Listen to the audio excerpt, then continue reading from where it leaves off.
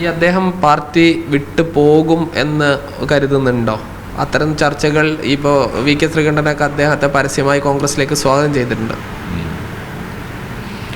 അദ്ദേഹത്തെ കോൺഗ്രസിന് അദ്ദേഹത്തെയോ ഉൾക്കൊള്ളാൻ കഴിയുമെന്ന് ഞങ്ങൾ വിശ്വസിക്കുന്നില്ല.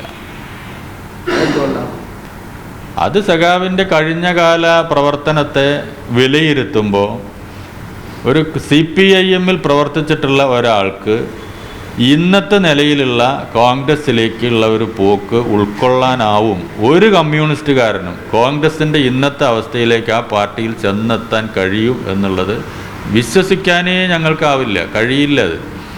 കാരണം കോൺഗ്രസിൽ നിന്ന് ആളുകൾ ഇങ്ങോട്ട് പോരുകയാണ്. പ്രത്യേകിച്ച് നിലമ്പൂർ ഉപതെരഞ്ഞെടുപ്പിൽ ഇടതുപക്ഷ ജനാധിപത്യ മുന്നണിയെ തോൽപ്പിക്കുന്നതിന് വേണ്ടി ആരെയൊക്കെ മാറ്റി നിർത്തിയിട്ടുണ്ട് അവരെയെല്ലാം ചേർത്ത് പിടിച്ചുകൊണ്ടാണ് ഇടതുപക്ഷ ജനാധിപത്യ മുന്നണിക്കെതിരായി നിലപാട് കോൺഗ്രസ് സ്വീകരിച്ചിട്ടുള്ളത്. അതിൻ്റെ ഭാഗമായി രാജ്യത്ത് മതനിരപേക്ഷതയിൽ വിശ്വസിക്കുന്ന ഒരുപാട് ആളുകൾ കോൺഗ്രസ് വിട്ടുപോരുന്നൊരു സാഹചര്യമാണ് ഇപ്പോൾ കണ്ടുകൊണ്ടിരിക്കുന്നത്. പാലക്കാട് ജില്ലയുടെ വിവിധ ഭാഗങ്ങളിൽ നിന്ന് കോൺഗ്രസിൽ നിന്നാണ് ആളുകൾ CPIM-ലേക്ക് വരുന്നത്. അതെല്ലാം നിങ്ങൾ കണ്ടിട്ടുണ്ടാവും. അപ്പോൾ അങ്ങനെ ആളുകൾ ഇങ്ങോട്ട് വരുന്നൊരു സാഹചര്യത്തിൽ ഒരാളും കോൺഗ്രസിലേക്ക് തിരിച്ച് അങ്ങോട്ട് പോവും എന്ന് ഞങ്ങൾ വിശ്വസിക്കുന്നേ ഇല്ല. അതിന് പറ്റിയൊരു സ്ഥിതിയിലല്ല ഇന്നത്തെ കോൺഗ്രസിൻ്റെ നിലപാട് എന്ന് പറയുന്നത്. പി കെ ശശിയുമായി ബന്ധപ്പെട്ട് ഈ സാമ്പത്തിക ഇടപാടിൽ ഈ പുത്തലത്ത് ദിനേശിൻ്റെയൊക്കെ നേതൃത്വത്തിൽ അന്വേഷണം നടത്തിയാണ് നടപടി എടുത്തിരിക്കുന്നത്. ഇപ്പോൾ മണ്ണാർക്കാട് സംബന്ധിച്ച് മണ്ണാർക്കാട്ടെ വിദ്യാഭ്യാസ പുരോഗതിയിൽ മണ്ണാർക്കാട് സഹകരണ കോളേജ്, കോപ്പറേറ്റീവ് കോളേജ് വലിയ സംഭാവനകൾ നൽകിയിട്ടുണ്ട്. അതിൻ്റെ കീഴിലാണ് യൂണിവേഴ്സൽ കോളേജ്. അത് ഇപ്പോൾ CPM-ന് നഷ്ടപ്പെട്ടൊരു സാഹചര്യമുള്ളത്. അതും ഈ പി കെ ശശിയുടെ ഒരു കൃത്യമായ ഇടപെടലും സമയത്തിന് തെരഞ്ഞെടുപ്പ് നടത്താത്തതൊക്കെയല്ല അതിന് കാരണം.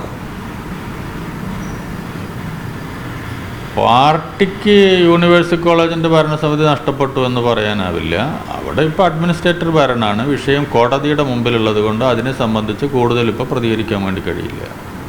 അതോടൊപ്പം ഈ ടൗണിലുള്ള 2 ബ്രാഞ്ചുകൾ പിരിച്ചുവിട്ടു. അതിൻ്റെ ഒരു കാരണം എന്താണ്? ഇപ്പോൾ ടൗൺ A ബ്രാഞ്ചും B ബ്രാഞ്ചും അത് സംഘടനാപരമായ ചില തീരുമാനങ്ങളാണ്. എവിടെയാണോ ഓരോരുത്തരും താമസിക്കുന്നത് അവരുടെ പ്രദേശങ്ങളിലേക്ക് മാറ്റുക, അത്രയേ ഉള്ളൂ. അതായത് ഈ ടൗണിലുള്ള ബ്രാഞ്ചുകളിലുള്ള ആളുകൾ മറ്റ് പ്രദേശങ്ങളിലുള്ള ആളുകളായിരുന്നുകൊണ്ട് പിരിച്ചുവിട്ടു. ബ്രാഞ്ച് പിരിച്ചുവിടലല്ല, അങ്ങനെയല്ല. ഇത് ബ്രാഞ്ച് പിരിച്ചുവിടലല്ല. അവരവൻ താമസിക്കുന്ന പ്രദേശങ്ങളിലാണ് സംഘടനാ പ്രവർത്തനം നടത്തേണ്ടത്. ആ ബ്രാഞ്ചിലേക്ക് അവർ മെമ്പർഷിപ്പ് നിലനിർത്തിയിട്ട് പോകും. പാർട്ടി ബ്രാഞ്ച് അങ്ങനെയാണ്. അത് സംഘടനാപരമായ തീരുമാനമാണ്. അതൊന്നും പറയേണ്ട കാര്യമില്ല. മറ്റ് വിഷയങ്ങൾ അതിലില്ല. എന്തായാലും ഈ പി കെ ശശിയുമായി ബന്ധപ്പെട്ട വിഷയം ഈ സജീവമായ ചർച്ചകൾ നടക്കുന്നതിനിടെയാണ് ഏരിയ സെക്രട്ടറി നമ്മോട് പ്രതികരിച്ചത്. ഷിജു ചിറ്റൂരിനൊപ്പം സാജിദ് അജ്മൽ, മീഡിയ 1 പാലക്കാട്.